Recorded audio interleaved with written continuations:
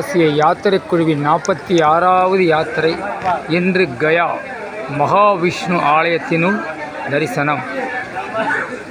பீகார் மாநிலம் கயா வருகின்றவர்கள் கயாவில் தரிசனம்.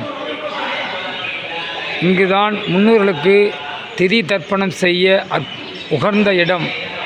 இங்கு முன்னோர்களுக்கு தர்ப்பணம் செய்தால் முன்னோர்கள் திரும்பவும் இந்த பூமியில் உயிருடன் பிறப்பார்கள் என்று ஐதீகம் சொல்லப்படுகிறது. அதனால் இங்கு வரும் அனைவரும் இந்த கயாவில் மகாவிஷ்ணு ஆலயத்தினுள் முன்னோர்களுக்கு திதி தர்ப்பணம் செய்து முன்னோர்களை மகிழ்விப்பார்கள். நாம் காண்போம் காசி யாத்திரை குழு இப்போது செய்கின்ற காட்சியை நீங்கள் காணலாம்.